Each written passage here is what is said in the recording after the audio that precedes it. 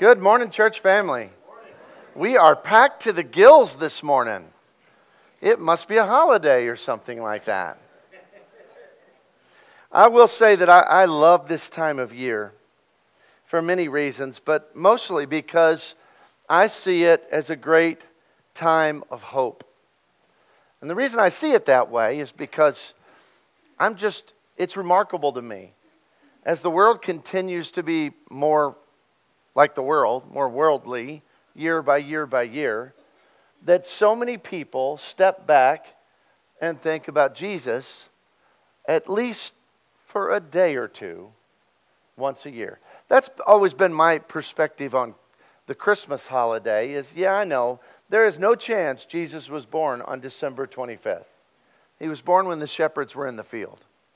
And they're not in the field in Palestine on December 25th. And yes, I know there's all sorts of sordid history when it comes to the holiday in regard to paganism and Christianity and the blending of the two. But my perspective centers upon its reality in our context in this moment. And what I see is a day where people who never think about the Lord or Jesus Christ sing songs about Him, give praise to Him, and even sit around their table and talk about the reason for the season. And for me, that's just sheer hope.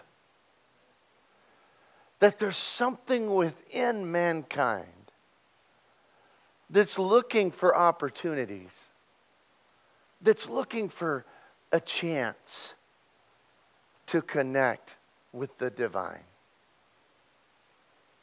That seems pretty hope-filled.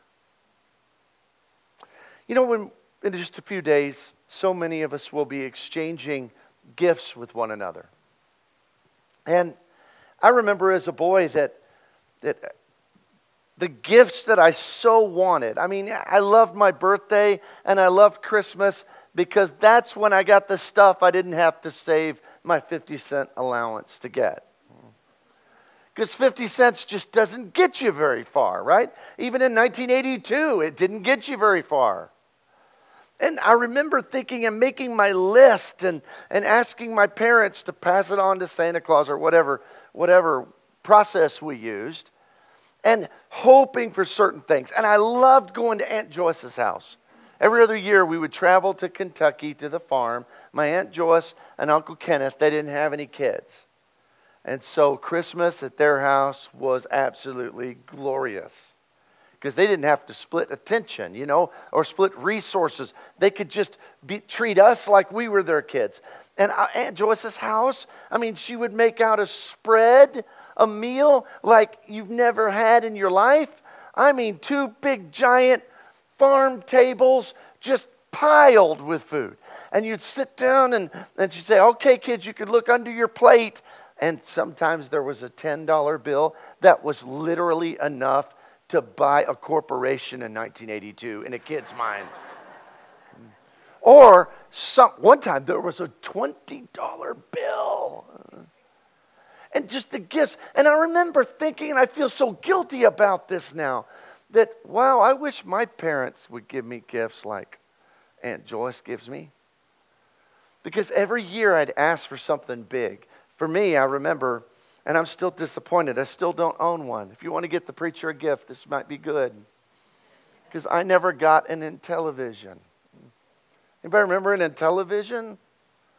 An Atari would have worked okay too. I got Pong.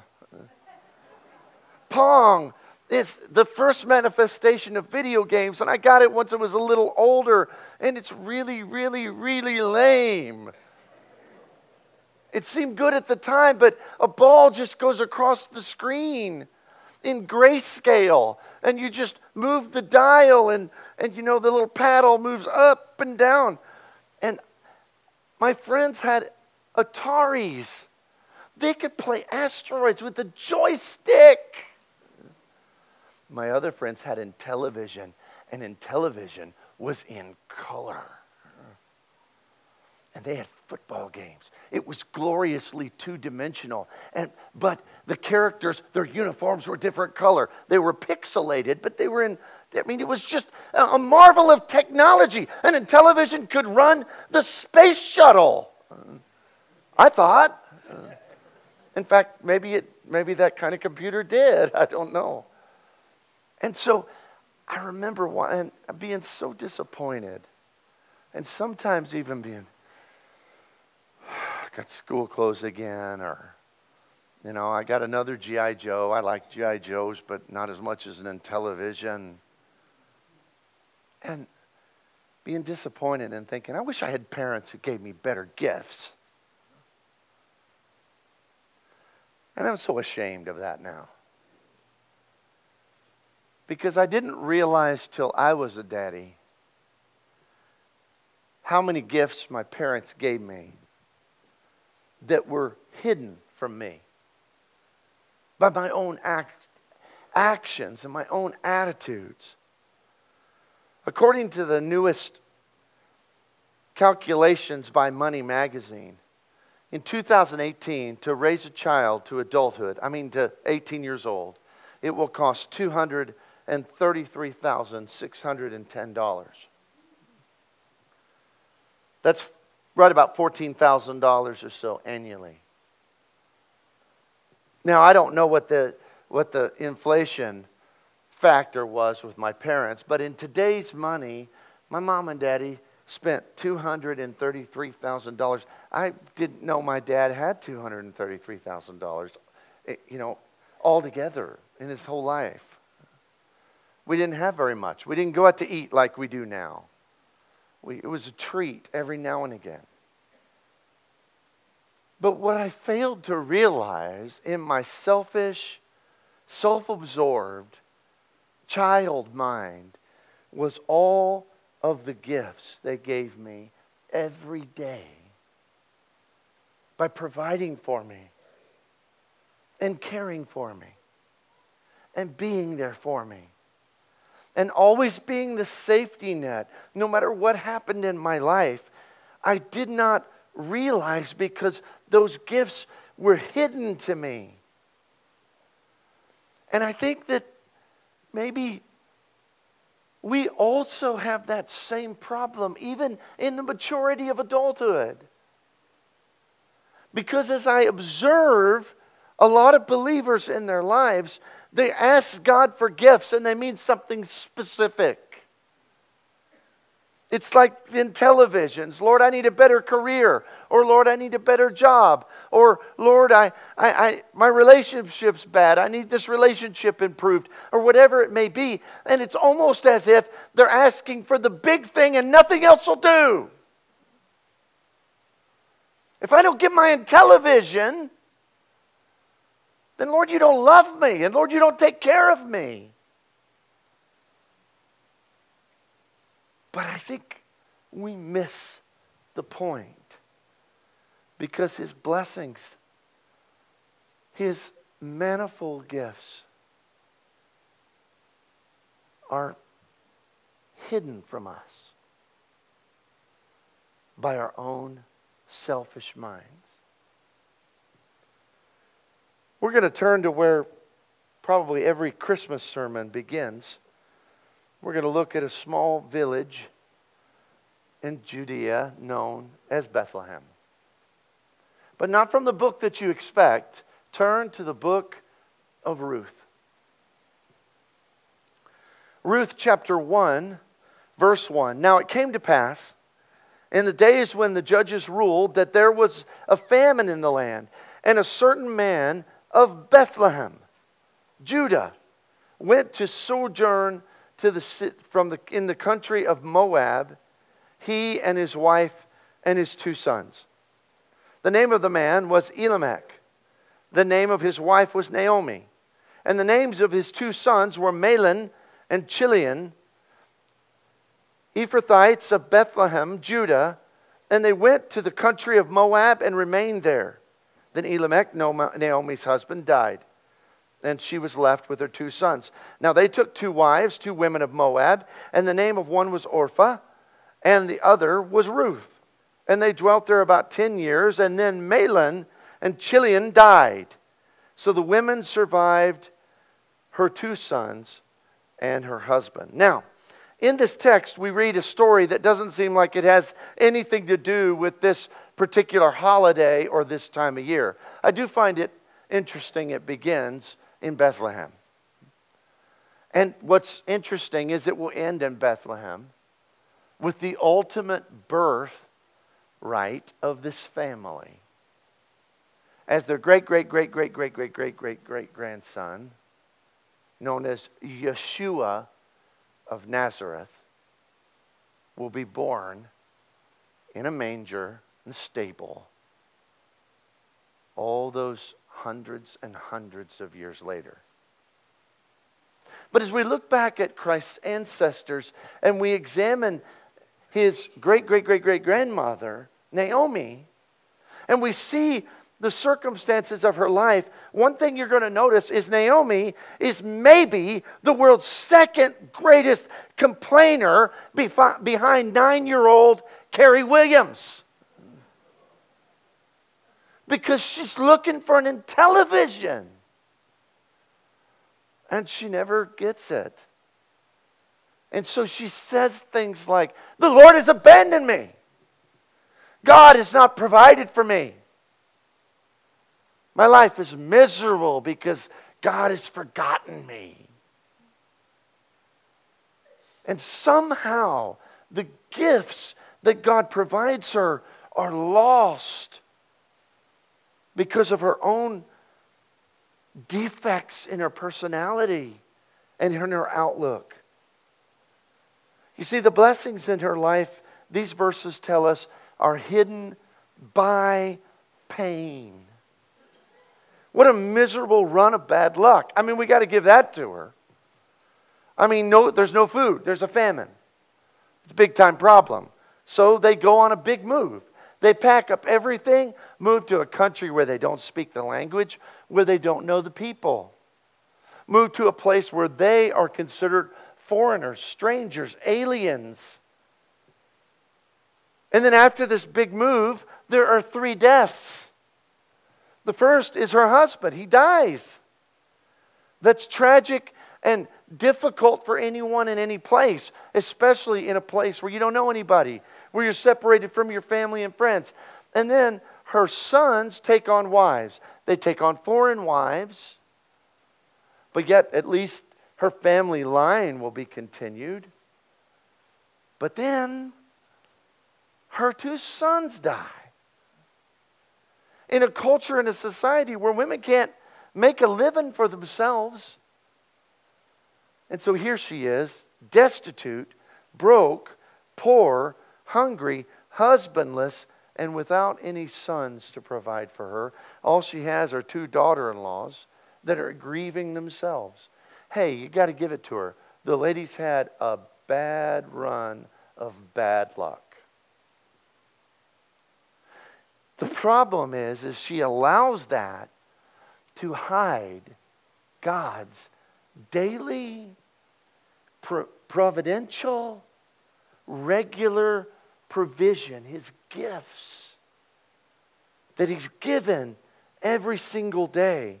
Is there ever a time when we feel more neglected and forgotten by God than when everything else in life goes wrong?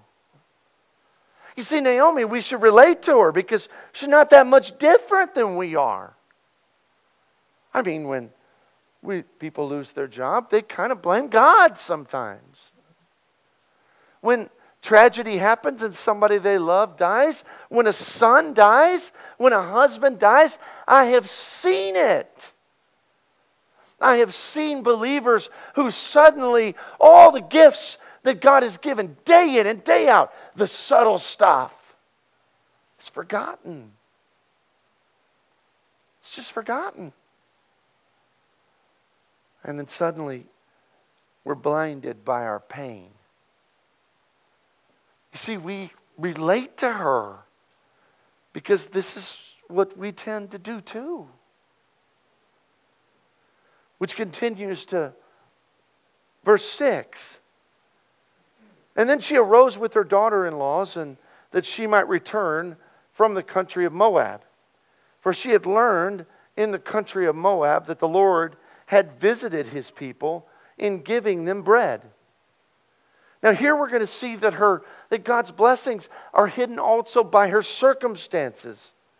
But Naomi doesn't feel like God is sending her any sign or message. She just hears that things are better in Judah. And the whole thing is just circumstances to her. Can't you imagine? I bet you that when she heard the famine's over in Judah and they're eating well, I bet she even perceived that as a negative. Don't you figure? Wow. Isn't that just great timing? You know, I move away, my family all dies, and now the famine's over. I mean, is that not exactly how people would react? Is that not exactly how we would react? So she says, okay, pack up. I guess we're going back. And you know what she doesn't even see? I don't know that she ever sees this fully. Is that God, the very thing that she's bitter about, is the very thing that God is giving her to answer her prayers. She's bitter. Things have gotten better back in. She had to go to Moab to find Ruth, who would be the key to the Messiah, the King of Kings, the Lord of Lords, being born to Naomi's line, to her family. She had to go to Moab. Now, God wants to provide for her. He's answering her prayers. But she has to be in Judah. That's where this has to take place. So he blesses them there. There's food again. And now she complains again. She can't see the forest for the trees. She said, Lord, how could you do this? So he says, all right, I'll help you. And she says, oh, look, you did it to me again. You did it to me again. How is that fair? If you didn't get the message from Mario's talk this morning, life's not fair, and God's not fair. Thank God, God's not fair. Anybody want to be treated fairly? No. But God is always good. He provides for her. She hears about this. And in this we see His providential care that He's given her gifts every day. Even though they're hidden to her. God wanted her back home. It was His plan. Did she just happen to hear of it? I wonder how that gossip chain reached her poor, destitute widow ears. Because God was moving all the pieces. You see, all of His gifts were hidden by her pain. They were hidden by her circumstances. And we allow the same things to happen. And when we allow our circumstances to dictate whether we're happy or we're moody or we're miserable, you see, we can't even see when things get better. We can't even see blessings for what they are.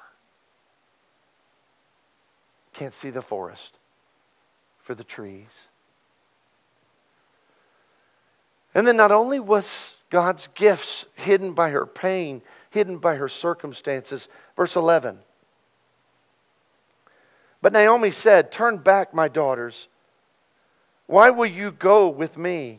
Are there still sons in my womb, that they may be your husbands? Verses 16 through 19. But Ruth said, entreat me not to leave you or turn back and follow after you. For wherever you go, I will go. And wherever you lodge, I will lodge. Your people shall be my people. Your God will be my God. Where you die, I will die, and there will I be buried. For the Lord, do so with me. The more also, if anything but death parts you and me. And when she saw that she was determined to go with her, she stopped speaking to her, and the two of them went until they came to Bethlehem. And it happened when they had come to Bethlehem that all the city was excited because of them. And the women said, is this Naomi? Now what I want you to notice from verse 11, and of course we see that most famous of all passages in the book of Ruth, as Naomi gives the great fidelity speech. The speech of great faithfulness. Not faithfulness. Don't misunderstand that text as faithfulness to God, because you can't be faithful to God and say, well, whatever your God is, that'll be my God. It was fidelity to Naomi, which gave her great potential to be faithful to God. But yet this has to be said because Naomi has become so bitter even about the relationships she still has. She's allowed God's blessings, His goodness, His gifts, day in and day out to be hidden by her pain, by her circumstances, and by her relationships. Naomi clung to Ruth because she was all that she had. She never thought of the relationship as a divine appointment. It was simply dictated by the necessities of life. And you know, if she'd had a choice, she would have rather had her sons. And if she'd had a choice, she would have rather had her husband. And if she'd had a choice, she probably would have rather had a good Israelite girl. She didn't have a choice. But she doesn't see the beauty of this relationship. You notice even after Ruth gives this just magnificent speech, that Naomi says, she just stops arguing with her. There's not any part of the passage that says her heart was moved. She was overjoyed. She realized God's blessings because this girl loves her so much. No. Because God's gifts are hidden to her. Because all she cares about is an television. You see, this text, I think, is extremely significant and applicable because it speaks of a woman who is just like all the rest of us. She can't see the forest for the trees. She's so obsessed with getting exactly what she wants. The big gift, the television, that she misses a God that is blessing her and loving her every day through His great sacrifice. You see, Naomi could never see God's work because all the things in her life had hidden them from Him. And in the end, a great purpose was accomplished. This is what the conclusion of the story is. Chapter 4, verses 13 through 15. So Boaz took Ruth, and she became his wife. And when he went in to her, the Lord gave her conception, and she bore a son. And the women said to Naomi, "Blessed be the Lord, who has not left you this day without a near kinsman. And may His name be famous in Israel. And may He be to you a restorer of life and a nourisher of your old age. For your daughter-in-law who loves you, who is better to you than 7 sons, has borne him." Then Naomi took the child and laid him on her bosom, became a nurse to him. I think Naomi finally realizes, I don't need an television because I have a Father who has provided, taken care of me, and given me magnificent gifts every day of my life. This morning, as you think about going home today and wrapping presents, or maybe finishing your shopping, don't forget all the gifts, the little gifts, the daily gifts, the provision, the providence that God uses to express His love to you every single day of your life. Don't let your faith, don't let your life be about an television. Appreciate a Father who's given you everything. If you need to come this morning, come right now as we stand and as we sing.